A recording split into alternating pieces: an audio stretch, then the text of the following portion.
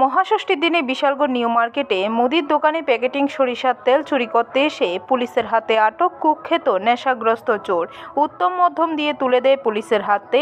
ঘটনা রবিবার দুপুরে নিউ মার্কেট প্রণব সাহার দোকানে 10 টাকার একটি ব্যাগ ক্রয় করে সেই ব্যাগের মধ্যে 6টি সরিষার তেলের প্যাকেট চুরি করে পালিয়ে যাওয়ার পথে বাজারে অন্যান্য ব্যবসায়ীদের হাতে আটক সঞ্জয় দেববর্মা নামে এক নেশাগ্রস্ত যুবক। বাজার ব্যবসায়ীরা তাকে তেল সমেত আটক করে উত্তম মধ্যম দেয় এবং তাকে যখন তল্লাশি চালায় তার কাছ থেকে বিভিন্ন নেশা জাতীয় সামগ্রী উদ্ধার করে। পুলিশ তাকে বাজার ব্যবসায়ীদের হাত থেকে উদ্ধার করে থানায় নিয়ে যায়।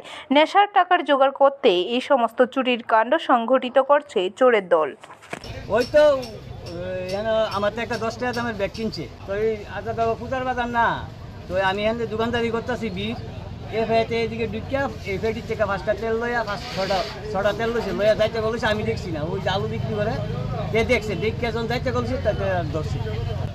আমরা বলতে আমি তো ইহা নই, জনসাধারণ আর কি। ব্যুরো রিপোর্ট, খবর ত্রিপুরা।